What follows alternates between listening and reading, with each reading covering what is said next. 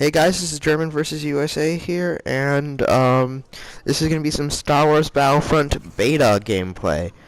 I'm going to be showing two matches because they are relatively short, and I'm going to be sharing my thoughts. Well, right off the bat, if I was going to rate the game, I would give it a 7 out of 10. This is just going to be drop zone gameplay, by the way. So one of the two game modes we have for multiplayer. Um, and the reason I'm playing Drop Zone over Walker Assault is because Walker Assault right now, from my experience of like 4 matches, seems to be very one-sided game. Where unless you're the Imperials, you're screwed. Unless if you're the Rebels, you have a very slim chance of winning. That is what I have come to find. And spawns are an issue in Walker Assault. They're also a small problem in Drop Zone, but not a very big one.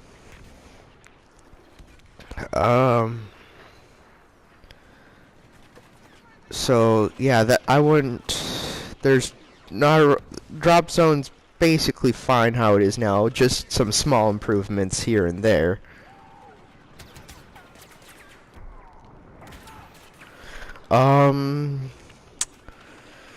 Otherwise,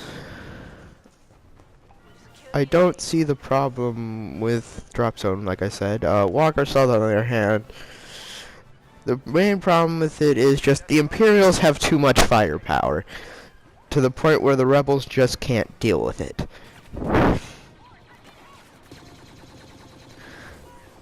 So,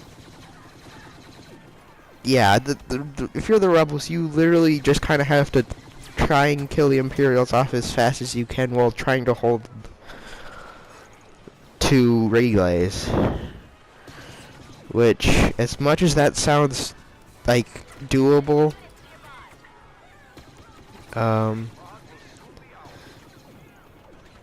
it's not as much as it sounds. Every time I've played on the Rebel side, we've been utterly defeated. Like, we've managed to take down 1 AT-AT, but that's it. Like, ATSTs are also a problem. Like, I understand they're supposed to be like, they're fine balance-wise, it's just that. Give the Rebels something more than other trying to find a smart rocket to kill them, because... And what you're about to see is an orbital strike. Beautiful orbital strike. But yeah, enough about that. I guess I should explain Drop Zone. Drop Zone is basically it's like, I'm trying to think of the Crisis 3 game mode that's quite like it. Well, I'm just gonna use the description that makes most sense to me. Think of it as King of the Hill, except where the hill moves around after one person or one team has dominated the hill. But yeah, this one is the easiest to defend because you just hide behind this little rock face and they can't do anything.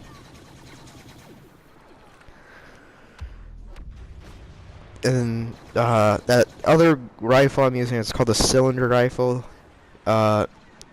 Usually either kills them or drops them to 10 health or like 5 health. And then what I found the most useful out of all of like the gadgets is the jump jet.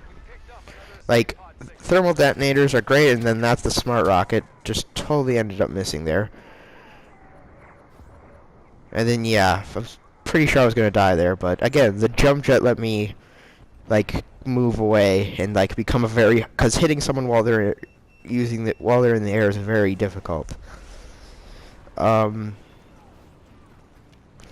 yeah, the jump jet's very useful for moving around and getting up on ledges and like getting a vantage point over the enemy. See, like he did, he just dipped out, and then I'm gonna die here because I overheated and I have nothing to go for.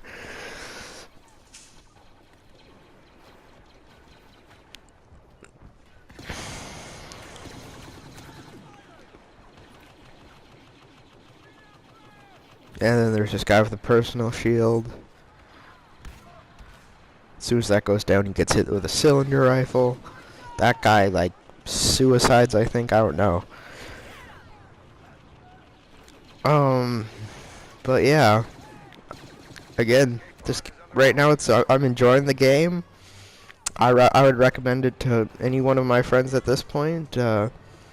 Solid 7 out of 10. I can't really say too much about the game that's negative besides Walker Assault, because again, right now I'm playing mostly Drop Zone.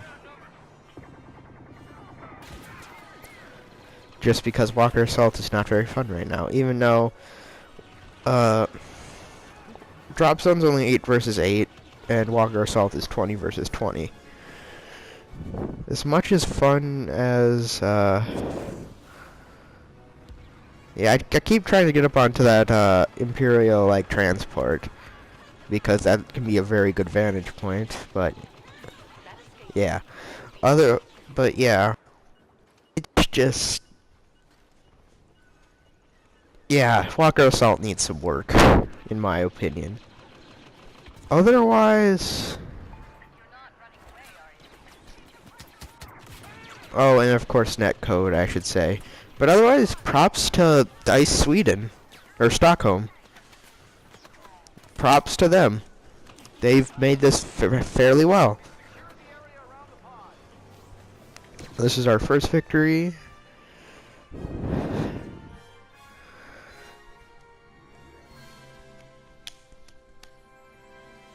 But oh, and it also shows those 3 awards at the end.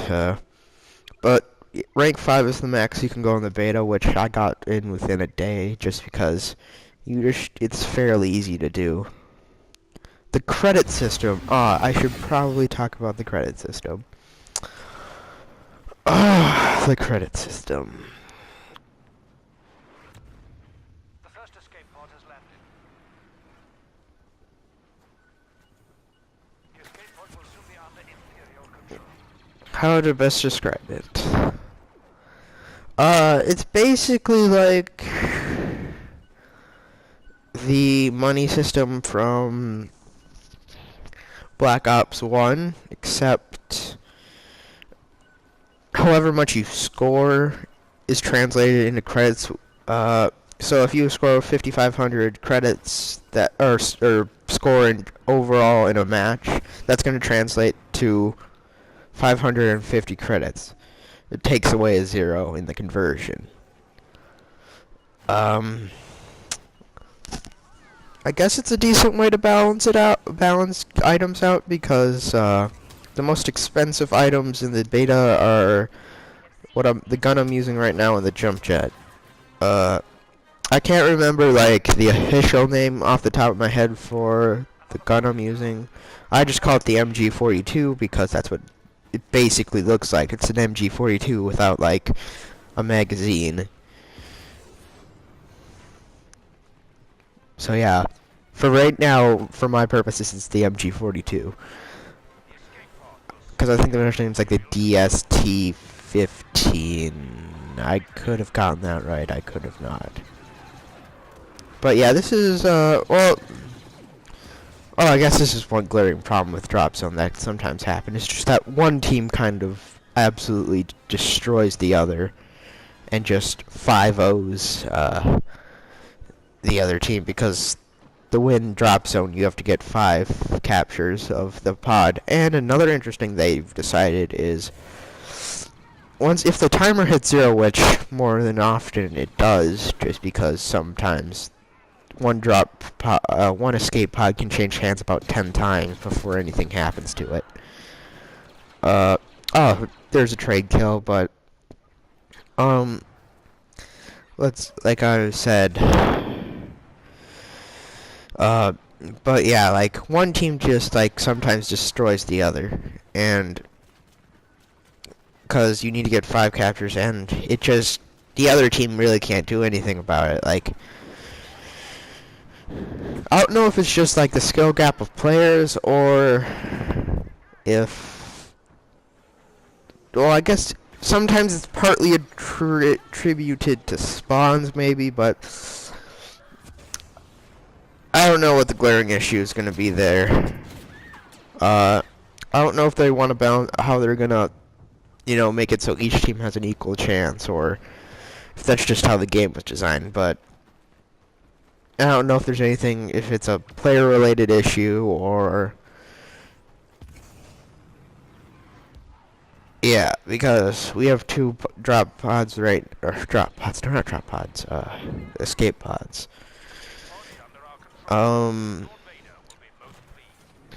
But yeah, I just kind of ignore this one because, and when a drop pod is escape pod is captured, it drops out those little coins which then give you, like items.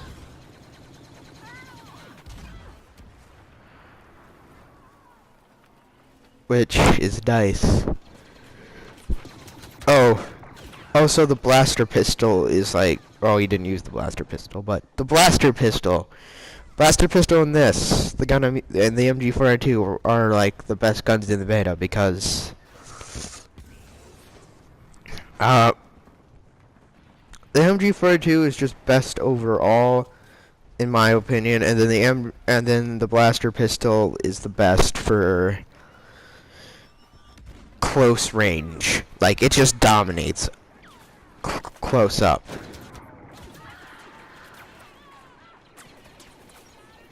It just dominates close up. Like, it's just very hard to compare to that weapon's rate of fire and mobility. It's like a super SMG. It's not even a pistol.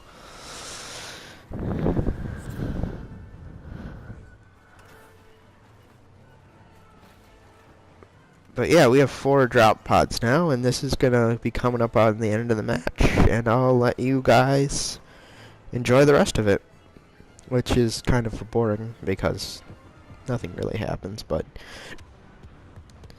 and I'll see you guys later.